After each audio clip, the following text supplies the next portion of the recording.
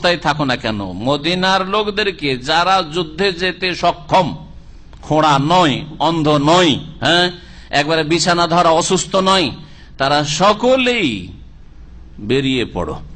ওয়াজাহিদু বিআমওয়ালিকুম ওয়া আনফুসিকুম ফি সাবিলিল্লাহ, আর তোমরা তোমাদের ধন সম্পদ দিয়ে আর তোমাদের জান দিয়ে আল্লাহর রাস্তায় সশস্ত্র জিহাদে অংশ নাও রহমানদের বিরুদ্ধে। যালিকুম খায়রুল লাকুম, এটা তোমাদের জন্য উৎকৃষ্ট হবে, ইন কুনতুম তা'লামুন, তোমরা যদি জানতে। এটা তোমাদের জন্য কল্যাণকর। তোমাদের জন্য কল্যাণকর নয় যে খেজুরগুলি আমরা ভেঙে নিয়ে আসি, পেড়ে নিয়ে আসি। তোমাদের জন্য কল্যাণকর নয় যে এই গরমের সময় যাব না, মদিনায় থাকি, এটা কল্যাণকর নয়। এই আয়াতের অপব্যাখ্যা করে আমাদের চিল্লার ভাইরা। ইন ফিরু খিফাফা ওয়াসিকালান আয়াত পড়ে, ফাজাইলে তবলিগ যদি পড়ে দেখেন, তাতে এই আয়াতগুলি পেশ করেছে।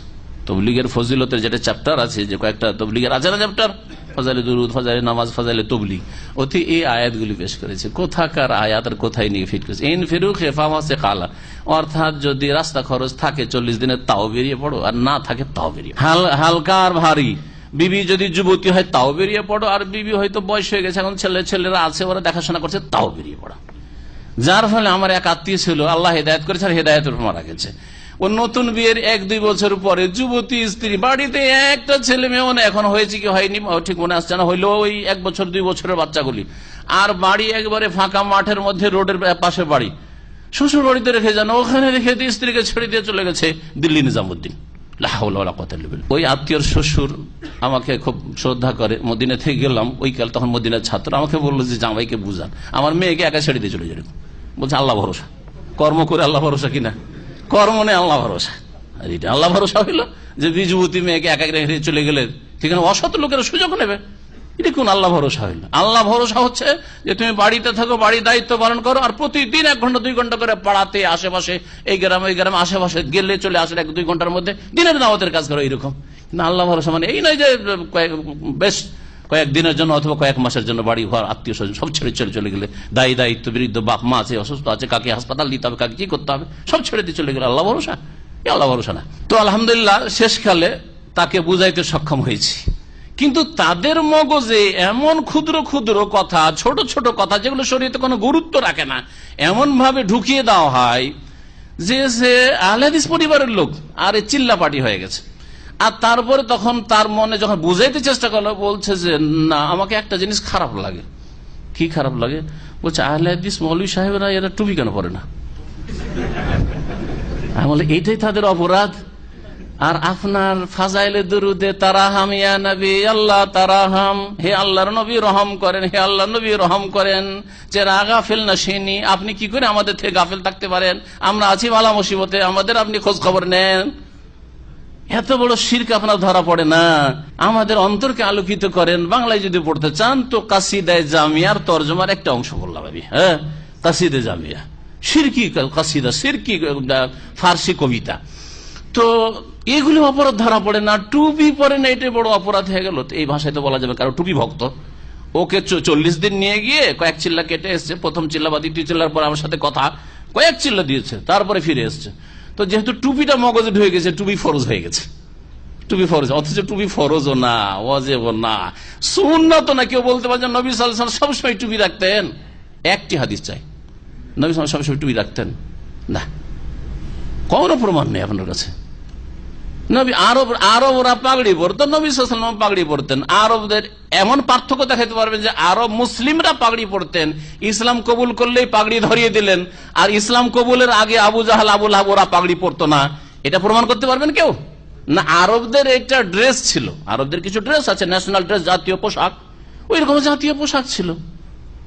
কেরালার জাতীয় পোশাক যেমন লুঙ্গি, ইন্দোনেশিয়ার এমন জাতীয় পোশাক লুঙ্গি যে রাষ্ট্রপতি প্রধানমন্ত্রী যদি আসে, পৃথিবী ঘুরে বেড়ায়, তারপরও একটা লুঙ্গি ওপরে বাঁধতে হবে, বুঝা গেছে না? এটা জাতীয় পোশাক। তো ওই রকমই আরবদের জাতীয় পোশাক ছিল মুসলিম অমুসলিম পাগড়ি। জি, এই পাগড়ি থেকে সেটা মডিফাই হইতে হইতে এই চলে এসছে, এতে চলে এসছে, আর পাগড়ি দেয়।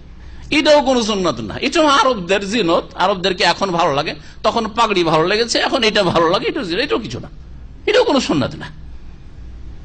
তারপরে ভারত, বাংলাদেশ, পাকিস্তানের টুপিকে একটু ধার্মিক লোকদের, ভালো লোকদের একটু সাজ মনে করা হয়, সেজন্য টুপি পরেন।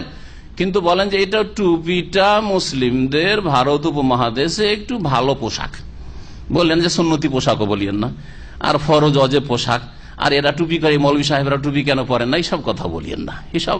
হ্যাঁ, আর দাড়ি টুপিকে সমান করে দিয়েন না, আমাদের দেশে রোগ আর একটা।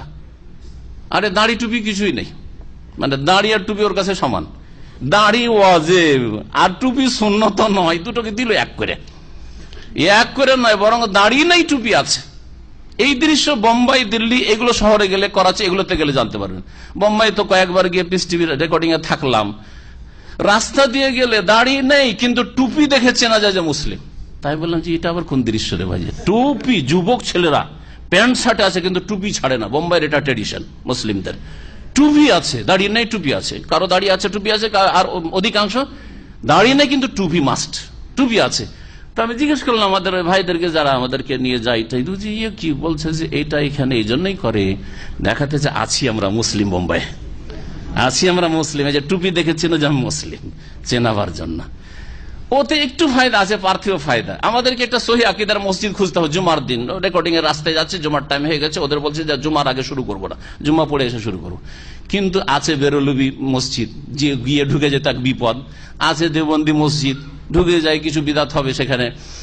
তো সহি আকীদার একটা মসজিদ খুঁজবো, তো কাকে জিজ্ঞেস করলাম যে মসজিদ আছে, বলছে হ্যাঁ আছে। তা যদি বলি যে আহলে হাদিস মসজিদ বা না দেওবন্দি মসজিদ, তাহলে তো কি জানি কোন তরিকার লোক আছে এরা। তখন হেকমত করে বললেন যে দেওবন্দি মসজিদ না বেরোই মসজিদ, বলছে না না না আহলে হাদিস মসজিদ আছে, না না আহলে হাদিস মসজিদ আছে। বলছে আলহামদুলিল্লাহ, আলহামদুলিল্লাহ। তো যাই হোক, তারপরে এইভাবে মসজিদের খোঁজ পেলাম। এত বিশাল শহরে কোথায় এইভাবে খোঁজ পাওয়া যেত, এইভাবে আল্লাহ খোঁজ করাই দিলেন। রাস্তায় চলতে চলতে গাড়িটা থামিয়ে গ্লাসটা খুলে জিজ্ঞেস করতে, বলছে হ্যাঁ মসজিদ আছে। তো এই টুপি দেখে, দাড়ি তো নেই, টুপিটা না থাকলে আমরা চিনতে পারতাম, টুপির ফায়দা বললাম। টুপি দেখে চিনলাম যে এটা মুসলিম আছে। হিন্দুকে জিজ্ঞেস করলে তো মসজিদের সন্ধান পাওয়া যাবে না। তো যখন দেখলাম যে টুপিটা আছে, দাড়ি না থাকলেও জিজ্ঞেস করলাম, পেয়ে গেলাম আলহামদুলিল্লাহ মসজিদ। তো কথা হচ্ছে যে এইরকম কিছু ফায়দা টুপির আছে, কিন্তু টুপি সওয়াবের কাজ, ইবাদত, আর টুপি সুন্নাত বা কিছু দাড়ির মতো না, একেবারে ভিত্তিহীন কথা। তো শেষ করতে যাই এখন। আল্লাহ পাক রব্বুল আলামিন বলছেন যে এটাই তোমাদের জন্য কল্যাণকর যে তোমরা যে কোনো অবস্থায় বেরিয়ে পড়বে। লাউ কানা আরাদান কারিবান ওয়া সাফারান কাসিদান লাত্তাবাউক ওয়ালাকিন বাউদাত আলাইহিমুশ শুক্কা। বলছেন যে যদি